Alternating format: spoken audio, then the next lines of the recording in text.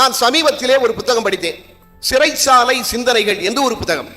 MR. Radha தான் தமிழகத்தினுடைய முன்னாள் முதலமைச்சராக இருந்த திரு எம்ஜிஆர் அவர்களை துப்பாக்கியால் சுட்டவர். இந்த வரலாறு உங்களுக்கு தெரிந்திருக்கும். எம்.ஆர். ராதா துப்பாக்கி பயிற்சி எடுத்தது எம்ஜிஆரை சுடுவதற்கு அல்ல, சுடுவதற்கான பயிற்சி எடுத்தது என்.எஸ். கிருஷ்ணன் என்ற நடிகரை சுடுவதற்கு தான் பயிற்சி எடுத்தார். என்.எஸ். கிருஷ்ணன் அவரையும் பழைய உங்களுக்கு தெரிஞ்சிருக்கும், ஒரு மாபெரும் நகைச்சுவை நடிகர், கலைவாணர். அதாவது உலகத்திலேயே 2 நகைச்சுவை நடிகர்களுக்குத்தான் சிலை இருக்கிறது என்று சொல்கிறார்கள். ஒன்று சார்லி சாப்ளினுக்கு இருக்கிறது, சென்னையில் கலைவாணர் என்.எஸ். கிருஷ்ணனுக்கு சிலை இருக்கிறது. என்.எஸ். கிருஷ்ணன் மாதிரி நடிப்பில் ஒரு பக்கம் மட்டுமல்ல, அவரை மாதிரி யாரும் அள்ளி அள்ளி கொடுத்தது கிடையாது, அள்ளி அள்ளி கொடுத்தது கிடையாது.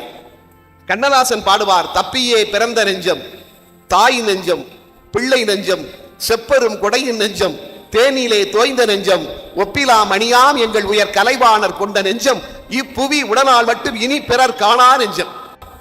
அந்த என்.எஸ். கிருஷ்ணனை சுட வேண்டும், கொலை செய்ய வேண்டும் என்று எம்.ஆர். ராதா நினைக்கிறார். ஏன் நினைக்கிறார்? இழந்த காதல் என்று ஒரு நாடகம், அந்த நாடகம் அந்த காலத்தில் நடத்தப்பட்டது. இழந்த காதல் என்று நாடகம்.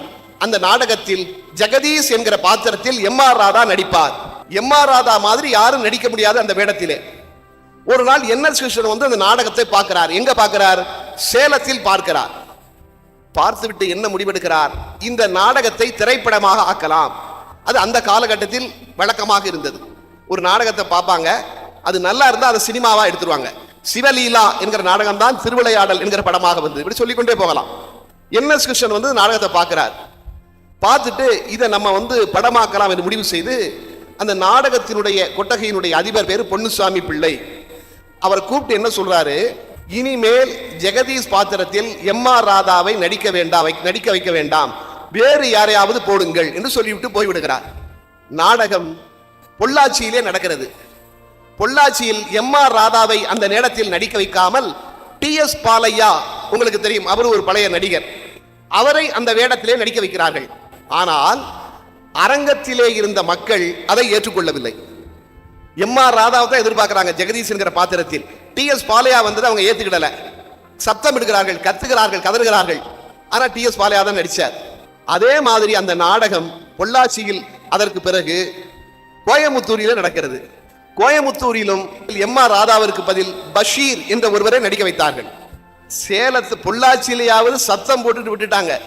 கோயமுத்தூர்ல எம்.ஆர். ராதா அந்த சீன்ல நடிக்கலன்னு சொன்ன உடனே அங்க அரங்கத்தில் இந்த நாற்காலி எல்லாம் போட்டு உடைக்கிறாங்க. அதனால எம்.ஆர். ராதா ஒரு சீனாவது மேடைக்கு வந்துட்டு போ. இது எதற்காக சொல்றேன் என்றால், எம்.ஆர். ராதா என்கிற நடிகருக்கு அவ்வளவு பெரிய வரவேற்பு இருந்தது அந்த காலகட்டத்தில். அந்த படமாக்கப்படுகிறது. இப்ப வந்து எம்.ஆர். ராதா படத்தில் நடிக்கவில்லை. எம்.ஆர். ராதா நாடகத்தில் நடித்த வேடத்தை கே.பி. காமாட்சி என்ற நடிகர் நடிக்கிறார் படத்துல. அதனால எம்.ஆர். ராதாக்கு கோபம் வந்துருது. உளுந்தூர் பேட்டையில போய் ஒரு துப்பாக்கி வாங்கிட்டு வராரு. உளுந்தூர் பேட்டையில போய் ஒரு துப்பாக்கி வாங்கிட்டு வந்து பயிற்சி எடுக்கிறார். அவர் அப்படி பயிற்சி எடுக்கிற இடம் கரூர். கரூர்ல நாடகம் போடும்போது எம்.ஆர். ராதா பயிற்சி எடுக்கிறார். என்.எஸ். கிருஷ்ணனை கொண்டு விட வேண்டும் என்று ஒரு துப்பாக்கி வாங்கிட்டு வந்து பயிற்சி எடுக்கிறார். இந்த தகவலை பொன்னுசாமி பிள்ளை போய் என்.எஸ். கிருஷ்ணன் சொல்றார், நீங்க கரூர் பக்கம் வந்துடாதீங்க, உங்களை கொலை பண்ணணும்னு எம்.ஆர். ராதா துப்பாக்கியோட தெரிகிறான் என்று சொல்கிறார். எம்.ஆர். ராதா ஒரு நாள் அறையில் அமர்ந்திருக்கார், ரூம்ல உட்கார்ந்திருக்காரு. திடீரென்று கதவு திறக்கிறது. யாரை சுட வேண்டும் என்று எம்.ஆர். ராதா நினைத்தாரோ அந்த என்.எஸ். கிருஷ்ணன் உள்ளே வருகிறார். உள்ள வரும்போது, ஏண்டா உனக்கு புத்தி இருக்காடா, முதல் கேள்வியே, ஏண்டா உனக்கு புத்தி இருக்காடா என்று கேட்டுக்கொண்டே உள்ளே வருகிறார். அப்படி எம்.ஆர். ராதா பேச முடியல. அப்படி என்ன எதிர்பார்க்காம அவர் உள்ள வந்து இவரா எதிர்பார்க்கல, அப்படி திகச்சு போய் உட்கார்ந்துருக்காரு. ஏண்டா உனக்கு புத்தி இருக்கா, நான் உன்னை அந்த இழந்த காதல் சினிமால உன்னை பயன்படுத்தலேன்னு சொல்லி என்னை சுடணும்னு நீ நினைச்சிட்டு இருக்கியாம, ஏண்டா என்கிட்ட எவ்வளவோ கார் இருக்குடா, என்கிட்ட எத்தனையோ பங்களா இருக்கு, எல்லா வசதியும் இருக்குடா, எல்லார்ட்டையும் சினிமால நிறைய பேர்கிட்ட நிறைய விஷயம் இருக்குடா, ஆனா அந்த நடிப்புன்னு ஒண்ணு இருக்கு பாரு, அது ஒன்ன மாதிரி யார்டா இருக்கு அந்த நடிப்பு? இவ்வளவு பெரிய நடிகனா இருக்கிற ஒன்னைய வச்சுக்கிட்டு நீ அப்படி நடி இப்படி நடின்னு என்னால எப்படிடா வேலை வாங்க முடியும்? உன்னை வேலை வாங்க கூடாது என்றுதான் நான் அந்த பாத்திரத்தில் உன்னை போடவில்லை, கே.பி. காமாட்சியை போட்டேன். ஆனால் ஒரு நண்பனால் சுடப்பட்டு சாவதை விடவும் பெரிய விஷயம் ஒன்றுமில்லை. நீ என்னை சுட வேண்டும் என்று நினைத்தால் இதோ இப்பொழுதே நீ என்னை தாராளமாக சுட்டுக் கொள்ளலாம் என்று எம்.ஆர். ராதா முன்னால் வந்து என்.எஸ். கிருஷ்ணன் இருக்கிறார். எம்.ஆர். ராதா அந்த புத்தகத்திலே சொல்கிறார், நான் உடனே என் கண்களிலே என்னை அறியாமல் கண்ணீர் வந்தது. ஓடி போய் என்.எஸ். கிருஷ்ணனை கட்டிப்பிடித்துக் கொண்டு, இல்லை இல்லை, செய்த தவறுக்கு, இப்படி தவறாக நினைத்ததற்கு என்னைத்தான் நீங்கள் சுட வேண்டும் என்று நானும் அழுதேன். எம்.ஆர். ராதா சொல்கிறார், என் வாழ்க்கையில் முதலாக நான் அன்றுதான் அழுதேன். கட்டி பிடித்துக் கொண்டு எம்.ஆர். ராதாவும் என்.எஸ். கிருஷ்ணனும் ஒருவர் கட்டி பிடித்துக் கொண்டு அழுகிறார்கள். அன்பான தம்பிகளே, இந்த செய்தியை நான் படிக்கிறேன். என்ன செரிகிறது இதிலிருந்து நினைத்து பாருங்கள். ஒரு எதிரியை கூட நாம் நினைத்தால் நண்பனாக மாற்றிவிட முடியும். ஏனென்றால் நீங்க நினைத்து பாருங்கள், இந்த காலகட்டத்தில் எம்.ஆர். ராதாவை விடவும் என்.எஸ். கிருஷ்ணன் வசதியிலே பெரிய ஆள், நிறைய பணம் இருக்கிறது. எம்.ஆர். ராதா என்னை சுட்டு விடுவானா, பார்த்து விடலாம் அவனை என்று பந்தயம் கட்டி இருக்கலாம், ஏருக்கு நேராக மோதி இருக்கலாம். ஆனால் அதை செய்யவில்லை. ஆக ஒரு எதிரியை கூட நாம் சரியாக கையாண்டால் நண்பனாக மாற்றிவிடலாம் என்பதற்கு இந்த வாழ்க்கையில் என்.எஸ். கிருஷ்ணனுடைய வாழ்க்கையிலே நடந்த இந்த சம்பவம் ஒரு உதாரணம். இந்த சம்பவம் எனக்கு ஒரு படிப்பை உண்டு, எனக்கு சொல்லி தருகிறது. அதுதான் முக்கியம். இன்னொரு புத்தகத்திலே ஒரு செய்தி, இதே என்.எஸ். கிருஷ்ணன் இன்னொரு இடத்தில் கர்வமாக நடந்து கொள்கிறார். சொன்னால் நம்ப மாட்டீர்கள் என்று ஒரு புத்தகம், சின்ன அண்ணாமலை எழுதிய புத்தகம். அதிலே இந்த செய்தி இருக்கிறது என்.எஸ். கிருஷ்ணனை பற்றி. என்ன, மகாத்மா காந்தி சுடப்பட்டு 30 நாட்களும் சென்னையிலே இருக்கிற பள்ளிக்கூடத்தில், தியாகராய நகரிலே இருக்கிற தக்கர் பாபா வித்யாலயம் என்ற பள்ளிக்கூடத்தில் 30 நாட்களும் கூட்டம் நடந்திருக்கிறது. 30வது நாள் கூட்டத்தில் பேசுவதற்கு இந்த நான் சொன்ன கலைவாணர் என்.எஸ். கிருஷ்ணனும் தமிழகத்தின் தலை சிறந்த பேச்சாளர்கள் ஒருவராக இருந்த சின்ன அண்ணாமலையும் போயிருக்காங்க. 2 பேரும் போறாங்க, ஒரே கார்ல போறாங்க. அப்ப என்.எஸ். கிருஷ்ணன் சின்ன அண்ணாமலை சொல்லியிருக்காரு, நான் கூட்டத்தில் முதல்ல பேசிட்டுமான்னு கேட்டிருக்காரு சின்ன அண்ணாமலைட்ட என்.எஸ். கிருஷ்ணன். சின்ன அண்ணாமலை சொன்னாராம், சரி நீங்களும் பேசுங்களேன் என்று சொன்னாராம். உடனே என்.எஸ். கிருஷ்ணன் சொன்னாராம், நான் முதல்ல பேசினேன்னா என் பேச்சை கேட்டோன்னா ஆடியன்ஸ் எல்லாம் எந்திரிச்சு போயிடுவாங்க, உங்க பேச்சை கேட்க ஆட்களே இருக்க மாட்டாங்களே என்று சொல்லியிருக்காரு. ஏன்னா என்.எஸ். கிருஷ்ணன் அப்ப புகழேணியில் இருந்தார். அவருடைய பேச்சை கேட்டோன்னே எல்லாரும் எந்திரிச்சு போயிடுவாங்க, சின்ன அண்ணாமலை பேச்சை கேட்பதற்கு யார் இருப்பார்கள் என்று நினைத்திருக்கிறார். ஆனா சின்ன அண்ணாமலை சொன்னாராம், இல்ல என் பேச்சை கேட்பதற்கும் ஆடியன்ஸ் உட்கார்ந்திருப்பாங்க அப்படின்னு இருக்காரு. என்.எஸ். கிருஷ்ணன் சொன்னாராம், பந்தயம் கட்டுவோமான்னு கேட்டிருக்காரு சின்ன அண்ணாமலைகிட்ட. என்ன பந்தயம் இருக்காரு, 1000 ரூபாய் பந்தயம். நான் பேசி முடிச்ச உடனே ஆடியன்ஸ் அப்படியே உட்கார வச்சு நீங்க 1/2 மணி நேரம் பேசிடணும். ஆடியன்ஸ் யாரும் எந்திரிச்சு போக கூடாது. அப்படி நீங்க பேசிட்டீங்கன்னா உங்களுக்கு நான் 1000 ரூபாய் தரேன் இருக்காரு. நான் சொல்லக்கூடிய 1947 1000 ரூபாய்க்கு டி நகரையே வாங்கிடலாம். ஒரு பவுன் தங்கம் 50 ரூபா இருக்கும். ஒரு பவுன் 50 ரூபா தான். அப்ப 1000 ரூபாய்க்கு நினைச்சு பாருங்க, 20 பவுன் தங்கம் வாங்கலாம். இன்னைக்கு உள்ள மதிப்பை நினைச்சு பாருங்க, 20 லட்சம் ரூபாய் இல்லையா? அவர் தரேன் இருக்கார். பந்தயம் கட்டியாச்சு. 2 பேரும் கார்ல போய் ஸ்கூல்ல இறங்கிட்டாங்க. முதலில் சின்ன அண்ணாமலையை பேசுவதற்கு பிரின்சிபால் கூடுறார். அவருக்கு இந்த பந்தயம் கேட்டது தெரியாது. உடனே என்.எஸ். கிருஷ்ணன் இல்ல நான் முதல்ல பேசிடுறேன் என்று சொல்லி வருகிறார். என்.எஸ். கிருஷ்ணன் பேசுகிறார்.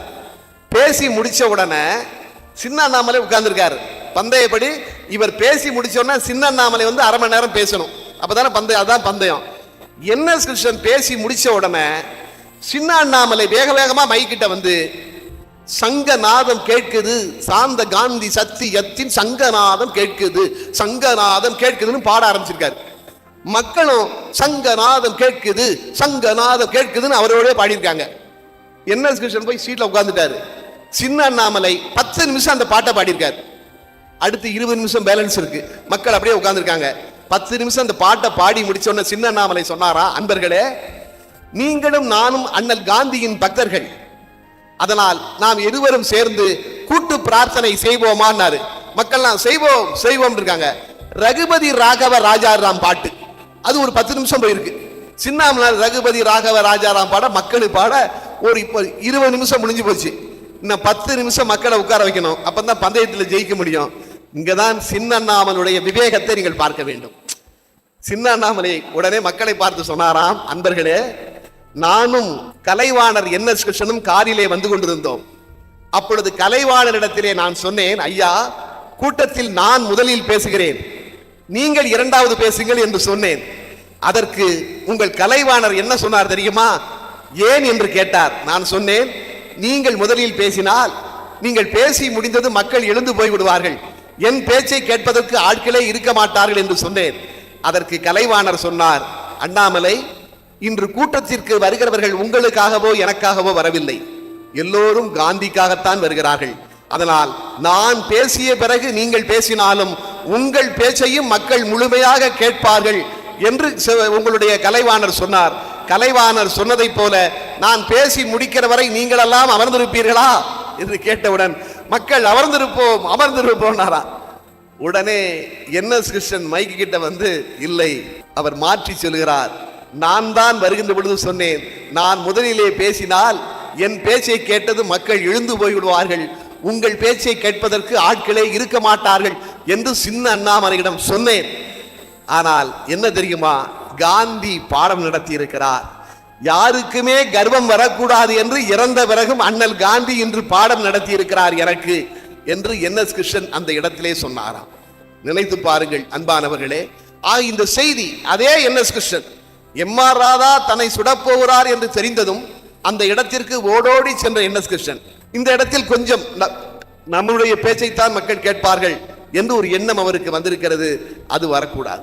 ஒரு புத்தகம், இந்த புத்தகம் எனக்கு சொல்கிற செய்தி, அதைத்தான் நீங்கள் குறித்து வைத்துக் கொள்ள வேண்டும். ஏனென்றால் ஒரு அறிஞன் சொன்னான், நான் மறையை கற்றவன் ஞானி அல்ல. 4 மறை, 4 வேதங்கள் இல்லையா? நான் மறையை கற்றவன் ஞானி அல்ல, நான் என்பது மறைய கற்றவனே ஞானி. நான் என்பது மறைய கற்றவனே ஞானி என்று சொன்னான். அப்படி இருக்க வேண்டும் என்பதை எனக்கு புத்தகங்கள் தான் சொல்லித் தருகின்றன.